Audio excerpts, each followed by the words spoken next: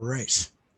So welcome everyone to this webinar on secrets, myths, and the importance of coffee to help you get that dream job in sustainability. It's presented by myself. I'm Bruce Rouse. I'm the manager of a few career groups on LinkedIn, and my background is in energy efficiency specifically. And with me is Devin Barbero. He's an executive recruiter with Management Recruiters of Boston, and he specializes in the renewable energy sector, mostly in solar, but also wind and nuclear power. And he comes from a sales, social media, marketing, and business development background. So Devin, great to have you on the call as well. Thank you for having me, Bruce. Appreciate it. Yeah, really appreciate you coming on at 2 a.m. in the morning too. That's just really commitment to sustainability. So thanks, mate. So the agenda for today is going to be, can you see my screen, by the way? Yep. The agenda for today is going to be looking at some secrets and myths around sustainability, tips on getting that sustainability job. And we're also going to be looking at how you get your first job if you just graduated. And I'm just launching a poll now just so I can find out a bit about your backgrounds. If you're already working in the workforce, how do you get a job in sustainability if you don't have that background already? Or if you want to get a move into a different area. And then finally, if you want to get a job overseas, how do you go about doing that? That's my side of the presentation. Then we hand over to Devin, who's going to be talking about getting a job in solar. And after that, we'll talk about what's next. So great, we've got a few posts coming in. I'll share that with everyone soon, so you know where the rest of the audience is from. Thanks for responding to the poll. I'm just going to end that now. Yeah. Okay, and let's share the results. There we go. So you can see that, yeah, quite a few are looking for jobs in sustainability, just graduating. Some of you want to get into sustainability, and a couple of you are wanting to work in sustainability and would like to get a better job. And there's a recruiter there. I'm not sure if that's Devin or if that's someone else. So welcome.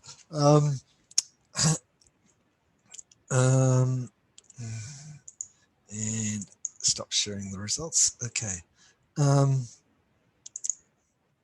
Now let's look at some secrets, myths, and coffee. So firstly, I want to look at where you are in your headspace, because this is pretty important. Firstly, I want to look at a sense of optimism, because thinking words like always, never is a dangerous myth. And I know that if you're looking for work for the first time, or if perhaps you're unemployed, you can get a little bit pessimistic and not that hopeful about your chances. So I just want to share with you now a little video clip about optimism, which I'm hoping is going to inspire you a little bit. I guess that's the reason I'm sharing it. And to help you perhaps start thinking perhaps a different way about the ways about how you might be able to get a job in sustainability, rather than thinking, oh, I'd never get a job. I keep on applying and no one ever I never get called back, or I get to the interview stage but no one ever offers me a job. I want to get past that thinking of never, yeah, and look at how we can develop a bit more of a positive mindset. So here comes the clip.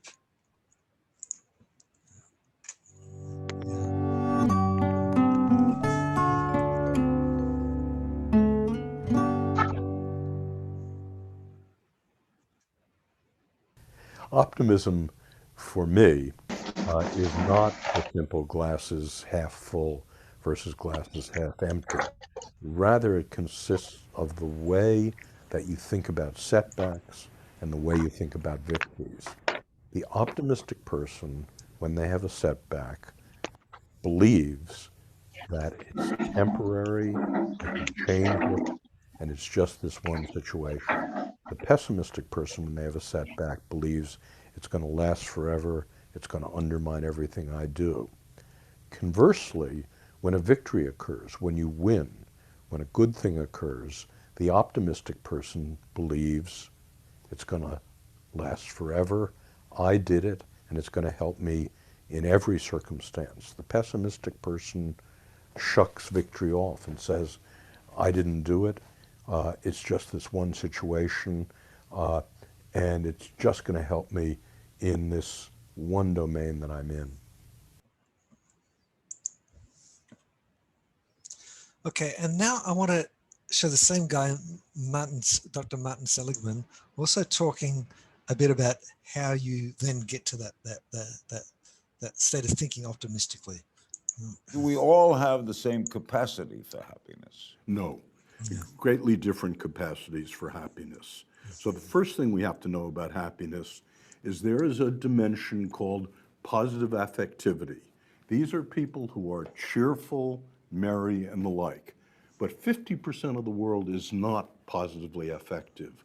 These are the people, I'm one of them, who have to learn to be positive, who have to learn optimism, who have to learn that there's hope in the future. That's teachable. And that is teachable. How much of a role in all of this does gratitude play in a person's happiness? Well, gratitude is a very powerful thing. And when we look at people's strengths and when we correlate different strengths with happiness, gratitude, kindness, prudence, self-control, the single strength that correlates the most with happiness is gratitude. Grateful people are naturally happy. I would think most people have gratitude. A lot of people don't have gratitude. I've had to learn it. I remember on my 60th birthday, I brought a lot of people from my past and my present, and I realized for the first time that my life was not an autobiography, but it was a biography in which all these people had made me what I became. And I think it's very important for people like me, people who are not naturally cheery and merry, to learn gratitude and to exercise gratitude.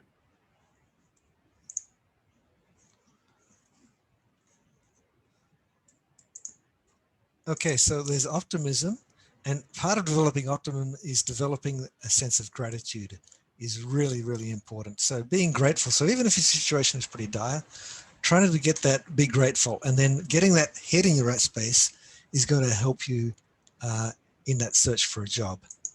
So now let's have a look at engaging in a daily 100-second mental workout. This is something that I used to do, yeah?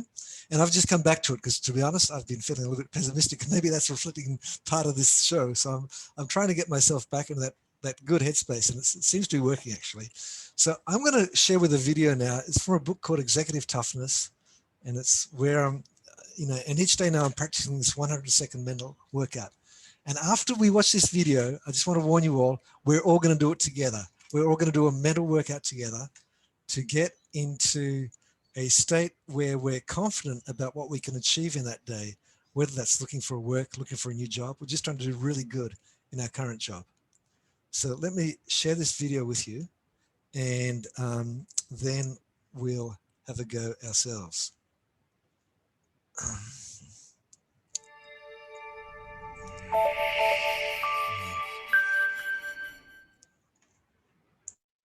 I'm Jason Selk, author of the best-selling book 10-Minute Toughness and author of the new book Executive Toughness, the mental training program to increase your leadership performance. In Executive Toughness, I teach you the 10 mental toughness fundamentals necessary for high-level success. One of the fundamentals is something I call the mental workout. I will show you how to use just 1 minute and 40 seconds each day to initiate the mental workout that will dramatically increase your professional and personal success. No one is so busy that he or she can't find 100 seconds to focus on success. 100 seconds is about the same time it takes to dry off after a shower or delete the junk mail from your inbox. I've seen that failure to complete the mental workout isn't necessarily a matter of lack of time as much as it is a function of lack of habit. Even though you may rationally agree that it's a great way to use 1 minute and 40 seconds of your time, you may forget to do it on a regular basis. So do what you need to do to lock it in as a new habit. And I'm going to give you a sneak peek into how to get started with the 100-second mental workout. Step 1 of the mental workout is something called a centering breath. It takes 15 seconds to complete, where you breathe in for 6 seconds, you hold for 2 seconds, and you breathe out for 7 seconds. Let's practice now. I'll count, you breathe. On my count, breathe in for 6 seconds. Ready, now. 1, 2, 3, 4, 5, 6. Great. Hold for 2. 1, 2. Breathe out for 7. 1, 2, 3, 4, 5, 6, 7. Step 2 of the mental workout is something called an identity statement. It takes 5 seconds to complete. What you do is recite in your head your identity statement. An example of an identity statement might be, I'm confident and passionate every day. I'm a great salesman, husband, and father. Step 3 of the mental workout is vision and integrity highlight reel. It takes 60 seconds to complete, and it's visualization in a specific manner. Run in your head your vision of self-image video and then your integrity video clip. Your vision of self-image is a 30-second mental video where you specifically see yourself in 5 years achieving the level of success you hope to achieve in your 3 most important priority areas of life. Your integrity highlight reel is another 30-second visualization where you mentally rehearse your upcoming day, highlighting the success needed to achieve your goals. Step 4, again, repeat to yourself your identity statement. Another 5 seconds. Step 5, and the final step of the mental workout, is again another centering breath where you breathe in for 6 seconds, hold for 2 seconds, and then breathe out for 7 seconds, knowing that your mind is focused and ready to perform. When in your day you complete the mental workout is up to you. Many of my clients prefer to pin it to activities they do every day, going to bed at night or waking up in the morning.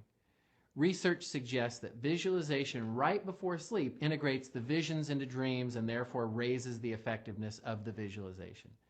Others have found that the best results are achieved when the workout is completed within a few minutes of waking up, when the mind is clear and uncluttered. However, many of my business clients prefer to complete the mental workout at the start of the workday, just before things really get rolling, so that they're focused and fully ready for what lies ahead. Take a moment right now to decide exactly when and where completing the mental workouts will fit into your schedule. Then take the time to reserve that time daily in your electronic or paper calendar. By making mental workouts a habit, you will set yourself on a trajectory towards developing mental toughness and focus as you have never experienced. By spending a total of less than 15 minutes a week on these workouts, you will experience dramatic and immediate improvements to your ability to achieve personal and professional success.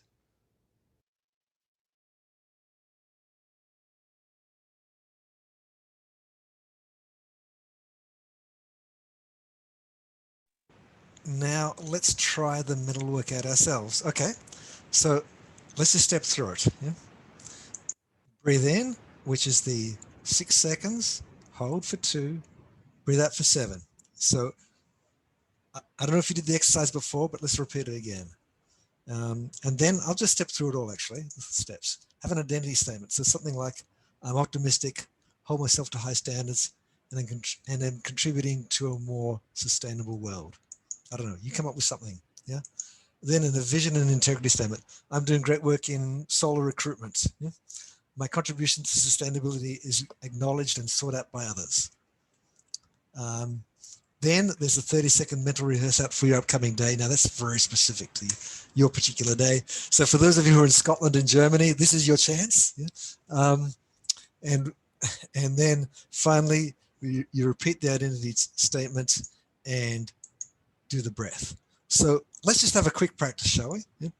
Okay, so I'm going to just do the counting for the breathing, yeah, and then come up with an identity statement. We don't necessarily all have to hear it, but I'll just put some suggestions on the screen. Then we'll come up with a 30-second vision, try to visualize this. Then we'll go in and repeat that identity statement and have a breath. So let's do it. Okay. Sorry, I'm a trainer. I'm trying to make this webinar pretty practical. Okay, let's have a go. Okay, breathe in. 2, 3, 4, 5, 6. Hold for 2. 1, 2, and breathe out. 1, 2, 3, 4, 5, 6, 7. Now the identity statement. For example, I am optimistic, hold myself to high standards, and am contributing to a more sustainable world. Then there's the vision and integrity statement. I am doing great work in sustainability education. My contribution to sustainability is acknowledged and sought out by others. Maybe a bit longer, then just a bit to rehearse your upcoming day. I'm going to be quiet now.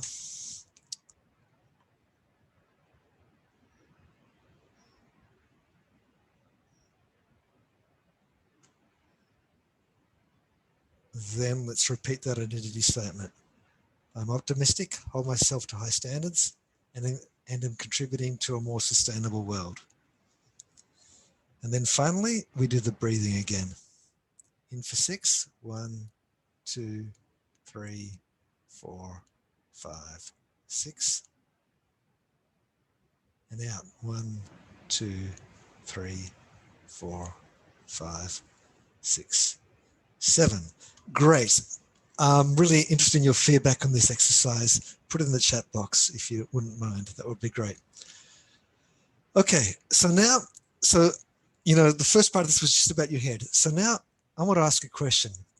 Which do you think is most important when it comes to getting work in sustainability? Is it what you know, or is it who you know? And I'm just going to run another poll now asking that very question. Need to launch a new poll.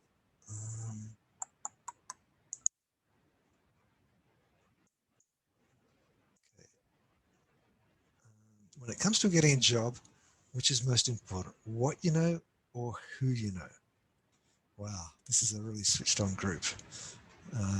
Well, they're actually fun. Anyway, this group has got a certain bias, which I think is really great. Yeah, fantastic. Yeah. Okay, let's end the polling and share the results. Now, hopefully you can see those results now. So, yeah, let's look at both of these. Let's start by looking at who you know. Okay, and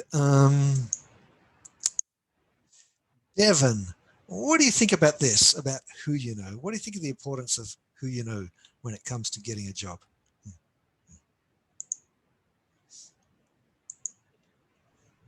I think it's definitely beneficial to get your foot in the door with a new opportunity, but I think definitely what you know is crucial. You need to have the foundations for the opportunity. Unless you're looking at a entry level position, then definitely I would say networking is your biggest tool and asset. Yeah, so it's to get your foot in the door, kind of, is that networking, who you know, and then that gets you in the door. But then after that, it's actually also important what you know. And so this is why I've got coffee on the screen, because you can get coffee to help you know to people. It's kind of a social kind of thing. Maybe a little bit harder during COVID to have a coffee. Maybe you can have a virtual coffee. But then coffee can also help you in being great at your work. Helping you keep that energy to keep on working, to keep on learning, to keep on trying to get better. And no matter what your work is in sustainability, whether it's solar, whether it's wind power, whether it's energy efficiency, whether it's corporate social responsibility, whether it's waste management, whatever area, we're living in a world where these are all really growth areas, and you just have to keep working hard to keep up with what's happening.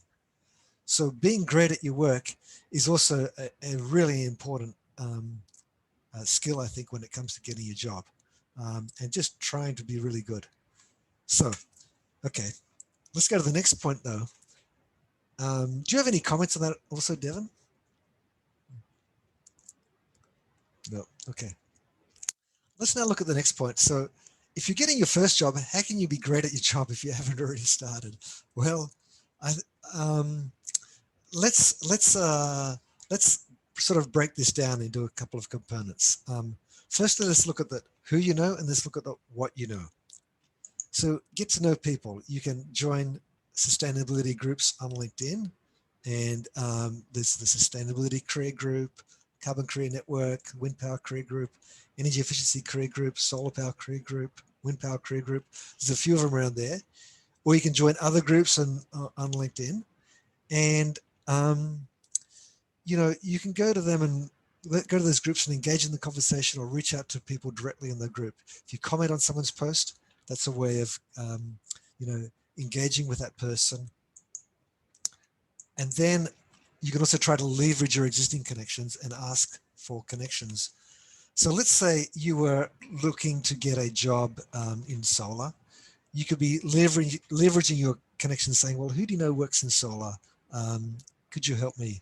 And don't be shy to set up a quick Zoom meeting or something, or online with them. Now, I've got a couple of points here highlighted. Since I run so many career groups on LinkedIn, and I like to welcome every new member to the group, I get some people coming and they'll reply to my welcome message saying, oh, hi, Bruce, can you give me a job?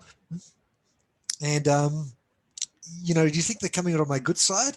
Or, you're thinking, they're not really offering me anything. They're not really thanking me. They're just trying to get something out of me. And it's not necessarily a good way to get to know people. Devin, any comments on these 2 points? Yeah, definitely. I think, I'm a big believer in making deposits before withdrawals, and trying to, offer some sort of service or any help you can give to somebody, and also asking them about their experiences and their background. People love to talk about their success and, what they've been through and their experiences. So if you kind of pick their brain there, they'll appreciate you appreciating them.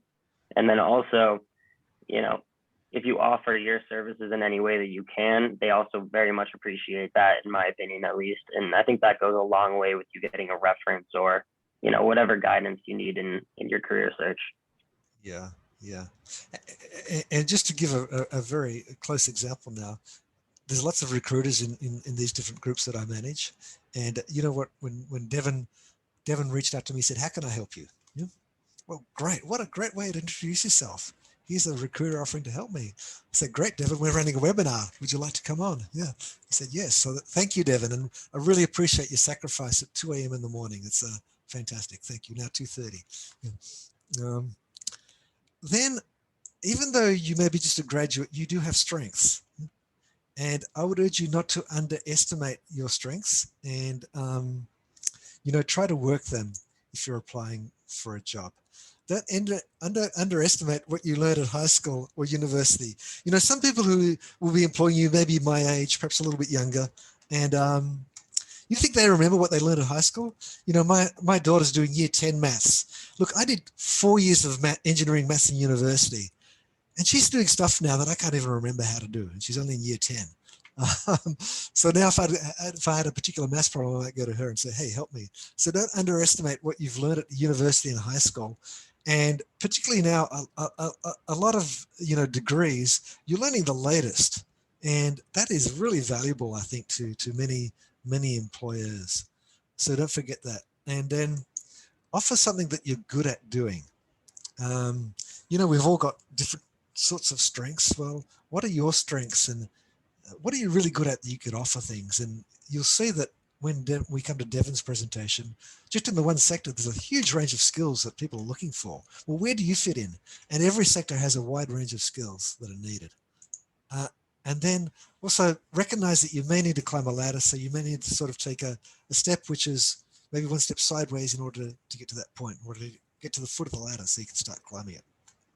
Okay, so great, thanks. Now we're going to move on to the next topic, which is how do you get a job in sustainability if you're already working, perhaps in another sector? And I saw from the poll that a few of you were in that case, in that sort of bracket. So, well, let's look at a few ideas here. Firstly, what can you do with your current employer? Sustainability is a very broad area, and there's many areas in which, well, almost any business can become more sustainable in some way. So try to be creative and look at where the gaps may be, what your interests are, and how perhaps you can fill that gap. Maybe you can start a volunteer committee and then that might lead on to something else. Or you can go to if there's already, say, a head of sustainability in your organization, that's what you want to do. You say, hey, how can I help you? Or how can I work with you? Or you may be able to also transform your existing role or create a new role. So often it's easier to get, because you people at work already know you. So how can you leverage that to maybe move more into sustainability and maybe just use that as a stepping stone? You get a little bit of experience. It's not exactly what you want, but then with that little bit of experience, you can maybe leverage yourself into another role, into another company. And then of course, focus on your transferable skills, and you can get new skills and micro credentials as needed.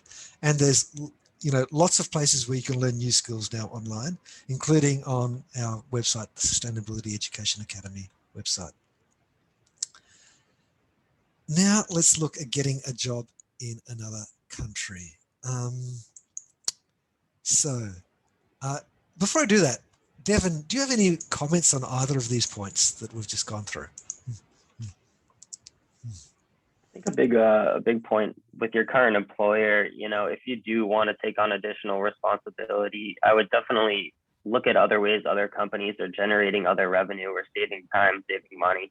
And that's a great suggestion you can bring to, whatever management level you need to prove that, there's a gap there and a need, a service that could be done. And if you can fill that service, you can definitely provide some value and some more worth and potentially advance or migrate to a different part of your current company.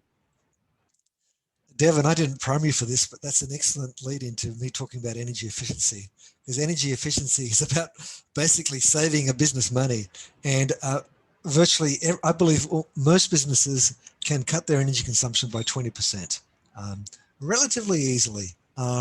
So a 20% drop, that could be a huge money spinner for your company, and you get experience as well in looking about energy efficiency. And if you're not technical, let me tell you, energy efficiency, you can get technical people in to provide the tech advice, but a lot of it's about cultural change and change within the organization. So there's a lot of possibility there as well. Did you have any comments on transferable skills or recognition of existing skill sets, Devin? No. Okay, great. Do you think that some people underestimate their skills? Definitely. I think some people have skills that they don't even realize as well. Like a lot of people are very, have strong communication skills and even negotiation skills, closing skills and whatnot, especially in sales and that side of the business. There's a lot of people who are undervalued and, underutilized, I feel. Most recently, I met a solar technician actually who also does sales, and he upsells customers that he meets with every day as a technician. And not only is it a great way for him to, use another one of his abilities, but he's also generating extra revenue for himself and the company, which is, great for him and also the company. Great. Thanks. Okay, let's look now at getting a job in another country. So here's a couple of pathways you can study. I think study is a fairly common pathway. You've got to go and study in that country. Now, that isn't necessarily available to anyone. It can be quite expensive to do that. And well, then let's look at another strategy.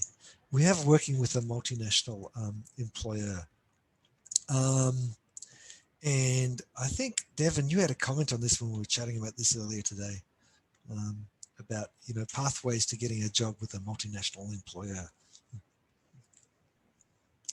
Yeah, if you're not currently offer, relocation to another country, another way to potentially explore an opportunity may be to look at companies in your country of choice and see if they're potentially expanding to your current location. And that might be a good way to get your foot in the door and provide some sort of value in your home location where they're currently expanding to. Great. So you could reach out to them and say, look, if you're interested in coming to my country, I'd love to help you here. But ultimately, I'd like to be working at this level, preferably in the home country. And, could we have a discussion? And I really want to help your business grow, something like that. Then we have skilled migrant programs, which you can look at. Some countries, including Australia, encourage skilled migrants to migrate. So if you can fit into that skilled migrant program, there might be an opportunity. This is a bit of a question mark here. Does anyone else have any suggestions that they'd like to contribute to the discussion here? Anyone at all on the call around ways of getting a job in another country?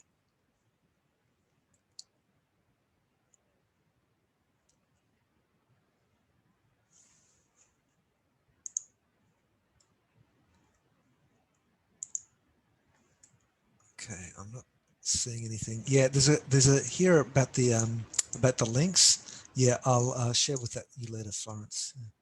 Thanks. No, thanks everyone for the compliments on the chat. Okay, so let's give some advice here on what would help with going to another country.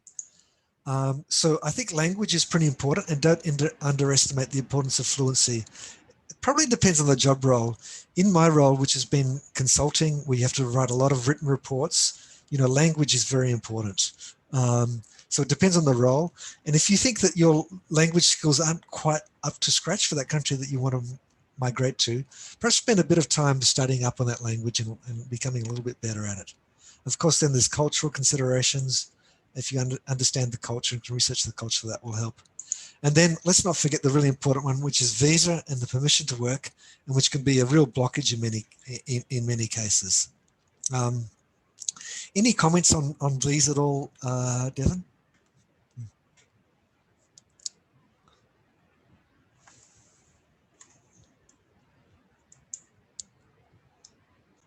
Okay, no. Let's then keep going with getting a job in solar. And Devon, I'm going to hand over to you now to keep talking.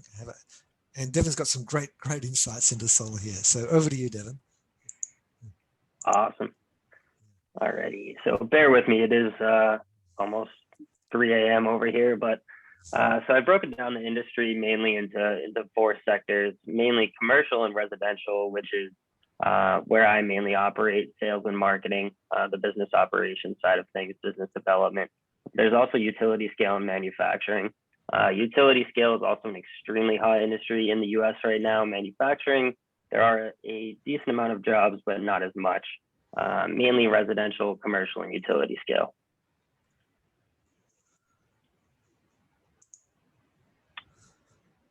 Thank you. So where I mainly operate on the business development side, the part I like the most is sales. There's an absolute ridiculous amount of opportunity in sales right now.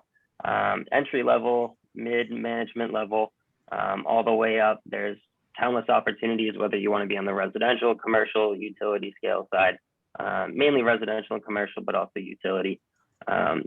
Marketing side as well. A lot of companies are getting from the small to the mid-size operation at this point. So they're looking for social media marketing, digital marketing, content marketing strategists, and then also management level as well. Background, honestly, the most important part for sales and marketing opportunities within solar is just having a passion in climate change, sustainability, renewable energy, particularly solar power. If you have a passion, it's, obviously it's less of a job showing up every day, and that's what really matters. They're looking for people that are going to stick around. Turnover is one of the most important issues right now in solar, especially sales and marketing. So employee retainment is huge. So having a personal interest in not only the industry, but the company is huge.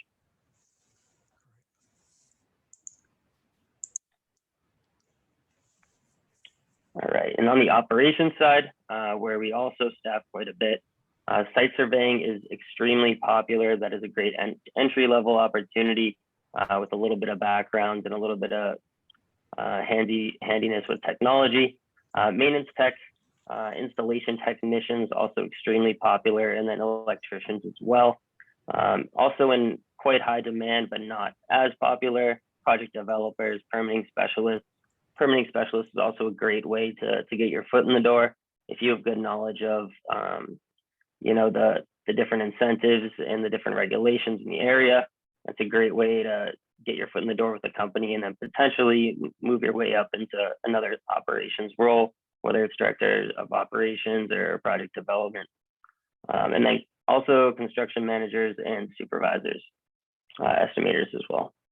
And then for this side of things, also just the passion for climate change, sustainability, renewable energy, solar, also very huge. Turnover is not as important on this side of things. Also experience is obviously very important, whether it's construction, roofing, electrical, whatever is relevant. And then also strong communication and customer service skills. Just being able to communicate with investors, and then also subcontractors, whatever else is involved in the job. Just being able to manage, oversee, whoever's in your department is extremely crucial.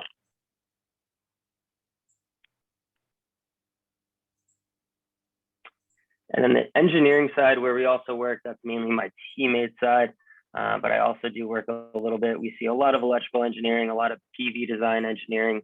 There's a ton of opportunity. And then also occasionally mechanical, civil, and software. That's mainly going to be on the utility side, but also occasionally on the commercial side. And then background, generally they're looking for more education on this side, bachelor's and generally usually master's as well. And then also 5 years and somewhat relevant. If you're new to the industry, it usually is okay as long as you have somewhat relevant experience, usually about 5 years for more entry-level positions. And then solar experience is obviously preferred, but not necessary. It's more, once again, the interest in your, your want to make an impact on their organization and really develop something that you're proud of and they're proud of as well. Thanks, Devin. So there's some really good insights. So for those who are graduates, what would your advice be around getting into solar if you're a graduate? Can you just think of one or two key points? Were you asking me, Bruce? Yeah. As a graduate. If you're a graduate with no experience or with a little bit of experience? With no experience. With no experience, I would say networking is going to be the biggest key there. Try to get involved somehow with different organizations, even if you have to take a more entry-level position to begin with, as long as you're networking, that's crucial. Even a little bit of experience within the industry, even if it's not absolutely completely relevant, that in addition to your background and education will definitely make more of an impact than waiting longer to look for the right opportunity. If you're really diving in to make an impact and network, that's huge. LinkedIn and Clubhouse also, I think, are your best friends. LinkedIn, obviously, the biggest tool, but also Clubhouse has become really popular lately. It's a drop-in audio chat networking app, so strongly recommend that as well. Right, great. Thanks, Devin. Really appreciate the detailed analysis of the sectors there. This will be particularly in the US. But I imagine that your sort of prioritization may apply well in other countries as well, where solar is really just taking off. Okay, so what's next for you then? And we're going to finish this pretty soon and be open to Q&A. So firstly, I'm really going to suggest you have a daily mental workout. I'm a big fan of it myself. We have a career blog where we try to provide advice, including around staying motivated around getting a job. And I'd be really interested in learning what your training needs are as well. You'd like to put them in the comment box. So with that, I think we're going to open it up to questions now, questions and answers. Does anyone have any questions they'd like either of us to answer? I'm just monitoring the chat box now. Just put them in the chat box or you can just speak up, unmute your microphone.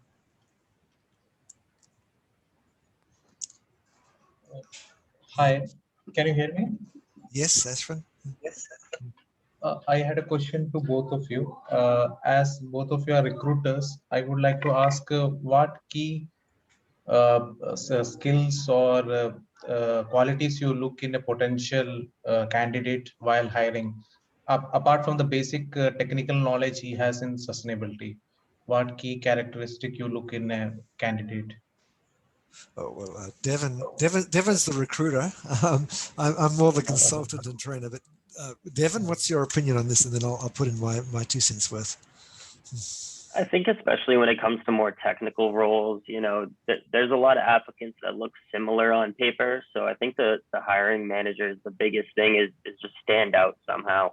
And I think that's really where finding your strength is, whether it's, one aspect of your personality or another, or some tendency you may have. Really try to highlight that and really run with it. And I think that's the best way to really stand out from the competition.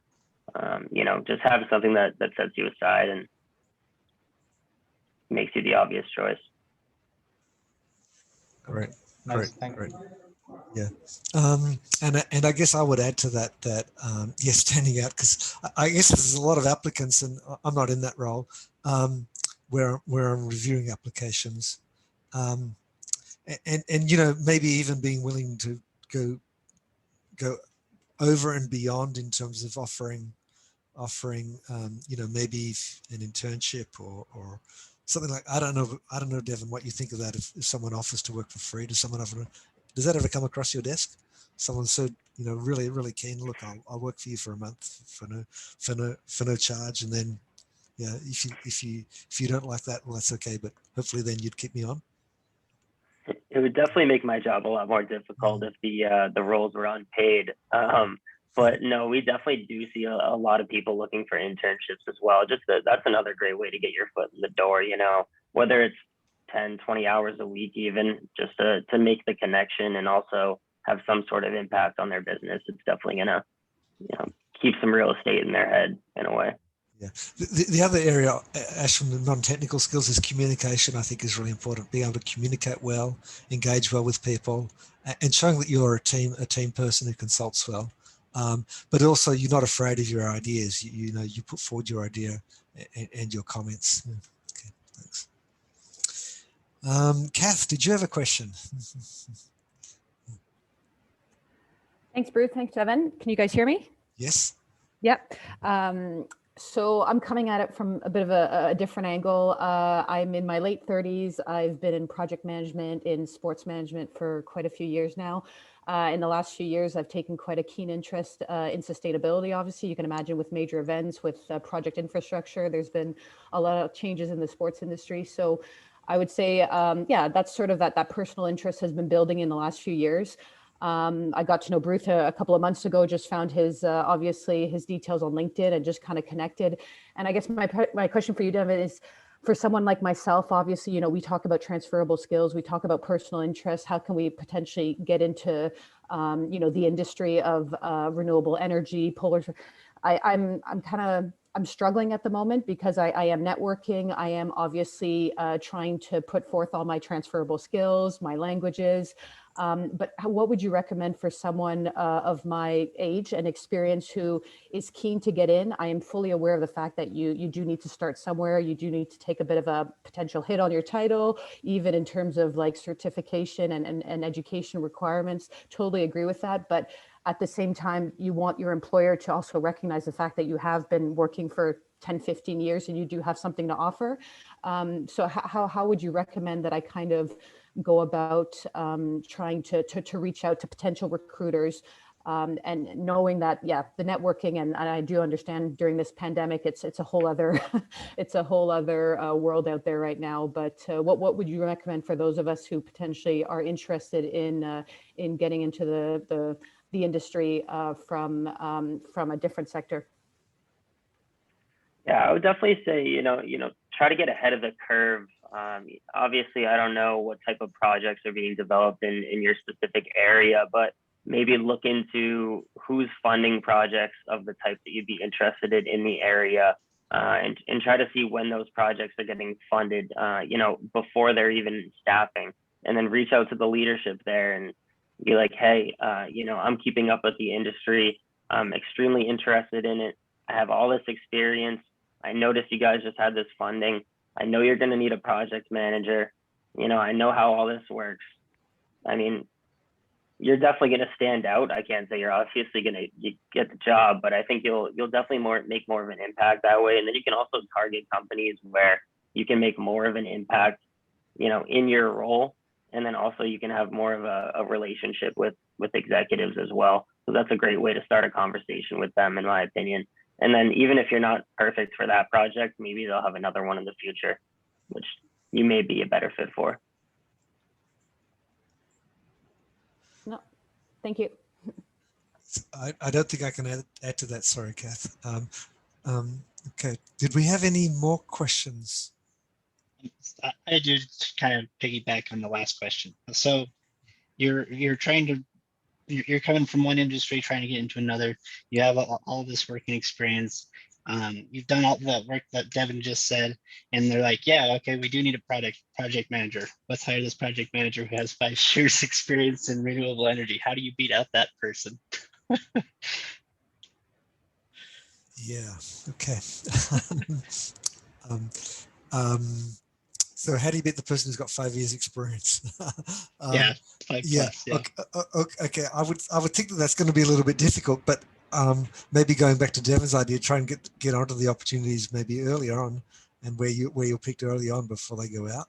This is just my. And the other thing is recognizing that the industry is growing. And Devin, you might be able to advise on this. What's the market for project managers at the moment looking like? I'd say there's definitely a significant lack, at least in my area. That they're always hiring for new projects, and they're definitely hiring more in advance now as well, just to guarantee that they have the labor for the time of the project starting. Okay. Great. Do we have any more questions?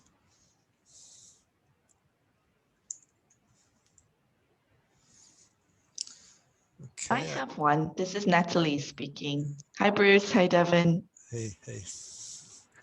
My question is a little bit related, but something Devin mentioned about having the passion for climate change, sustainability as a whole.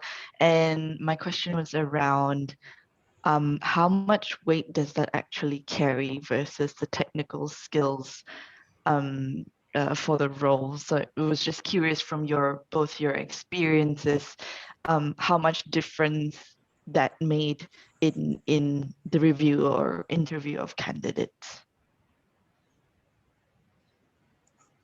Maybe Devin. Yeah, I would say personally, it definitely matters on the different type of role. The more specialized you get, I'd say the more relevant industry job experience is. So, if you're going to be a senior electrical engineer within a solar business, you probably are going to be expected to have a little bit more direct experience. When on the other hand, if you're coming in as an electrician, you most likely don't have to have direct industry experience. Yeah. I think I'd second that. Look, I remember when I was recruiting people, not now, but when I was a while back, and someone came in who was really passionate about sustainability. If it was more of a general role, like sales or something like that, I'd be jumping onto that person saying, "Great, they're really keen. That's fantastic." But if it's more technical, yes, then the technical expertise probably tends to be a bit more important. Hope that helps, Natalie. Do we have any more questions? Hi. Yeah, I have one. It's related to certification. So I'm also a newly graduate and sort of had bits and bobs of sustainability jobs that are related to sustainability.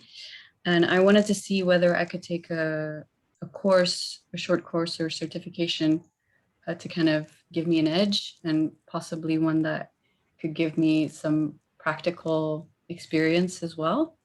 Because I'm thinking of getting into sustainability consultancy, but I haven't had that experience with sort of client facing or any particular technical sustainability skills. Yeah, do you have any recommendations in terms of if there is a specific certification that would make you think, oh, this person would be good as a consultant? Sure. Yeah, that's a good question. are a range of sustainability certifications. Sorry, I can't get one to the top of my head right now, Astrid. I would certainly think that there'd be interest in your ability to do carbon accounting, because a lot of corporations are concerned about sustainability reporting, and there's a lot of, interest, particularly in larger companies, for them to report on their environmental footprint. So getting certification around carbon disclosure, carbon reporting is pretty important. Then beyond that, it's the ability to influence change within an organization, which I think is a very important skill set. So that's kind of like almost like an internal sales role to some extent. And it's that ability to be able to deal at a range of levels within the organization, to be able to convince them to take action and to get their buy-in towards the sustainability efforts of the company. Organizations that are effective in sustainability do have top management commitment, but sometimes that's a bit weak. So if you can be working at that sort of high level and are comfortable working with top management, I think that that's a very important skill as well. So it's the ability to relate to all sort of people, but also to be able to work with top management and have them acknowledge and listen to you when you're engaging. Devon, do you have anything else to add to that? No. I'm actually going to put in the chat box now. We do have on Systemi, we do have a short course on carbon disclosure, which is available. But I'm actually just going to put in the chat box now. I'm going to offer everyone on the call now who's still here a 75% discount on any course. I'll just put in the chat box, but you'd have to use that within the next day, that voucher. So Astrid, I hope I've answered your question. I may come back to it. Yeah, that makes sense. Thank you. Yeah. Do we have any more questions for anyone else?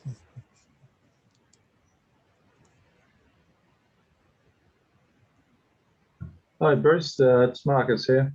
I just put in the chat box before, just because I see you've got a number of courses listed on your website already. I was just wondering what jobs they best sort of apply to. What do them look like? Energy efficiency assessments, maybe just see at the residential level. So I was just wondering if you could go through a few of them and sort of tell us what area of industry they best apply to, and even what jobs they best apply to as well. Oh, that's the courses on my website, on the Systemi website. Yeah. So with respect to residential energy efficiency, I'm afraid actually none of the courses really apply to residential energy efficiency at this stage on the site. There's a couple of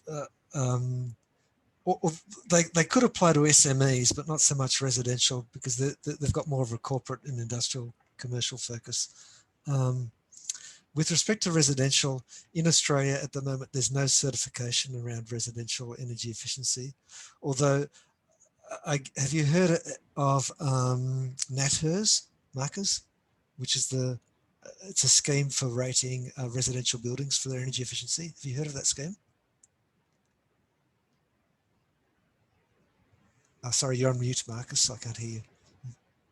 Yeah, sorry, mouse was run off on another screen. Yeah.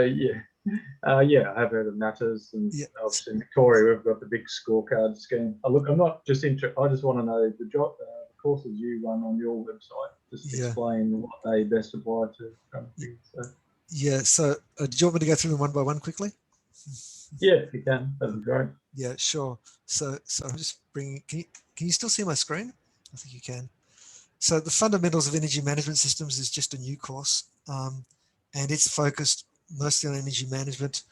There's a standard ISO 50001, and it's a very good standard for energy management. And for a larger corporation, I think that this would be one of the starting points for energy efficiency, is implementing an energy management system, similar to a quality management system, which requires you to continually improve your energy performance, and which will lead to ongoing sustained energy savings. You may know the company Linfox, a major Australian logistics company, Marcus. They applied a fundamentals of energy management type approach, and over an 8-year period, Linfox trucks, how much can they reduce their carbon emissions by? They reduce them by 48% per kilometre, adopting a cultural change approach energy management approach. It was amazing what they did. Yeah.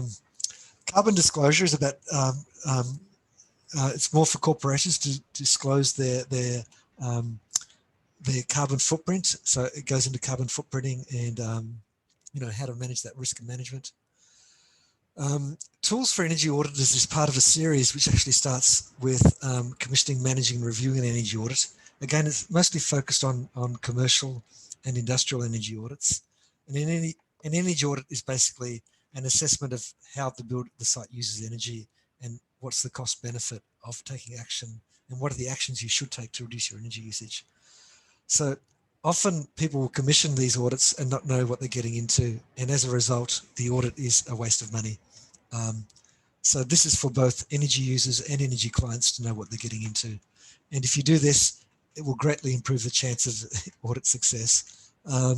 Then I think the next step was the process of undertaking audit, which just steps you through the process. Energy fundamentals is about thermodynamics and physics related to energy. And tools for energy auditors, tools you should use. We have a couple more courses coming out soon. One is on lighting, which should be out fairly soon. Another one on HVAC, which lighting would certainly be relevant to residential. Introduction to corporate sustainability report, corporate social responsibility strategy within a sustainable development goals framework is just quite a short course, which looks at how corporations can incorporate the sustainable development goals into their corporate social responsibility strategy. Then we have process of solar passive design, which is a great course about designing a new building to be energy efficient and looking at solar passive principles.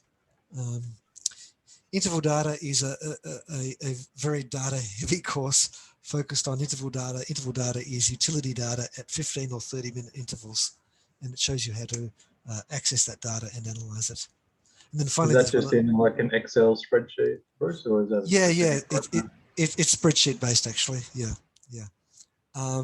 So yeah, we show you how to get the data, and if it's in that horrible NEM12 format, which we get in Australia, how to deal with that NEM12 format, and then analyze the data. Then finally, there's one on lead generation for green energy businesses. Of course, we're gradually adding more and more courses to the site. No, thank you. Thanks, Marcus. Do we have any more questions? And I'm realizing it's getting late for Devon. So any more questions for Devon?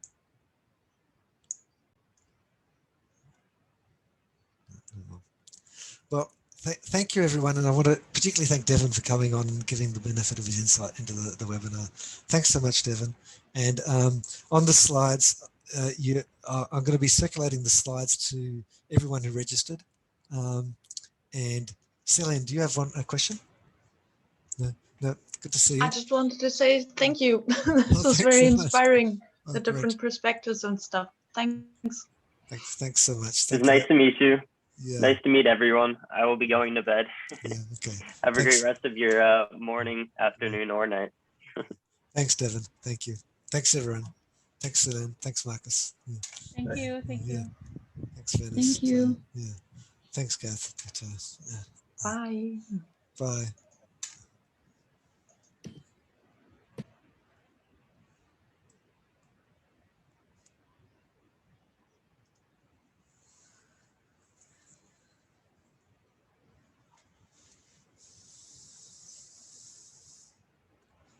Hey, Kennedy. Hey, Ramoselli. How are you? Anyway, we're finishing, are we? Bye. Hey, Ramoselli. Bye.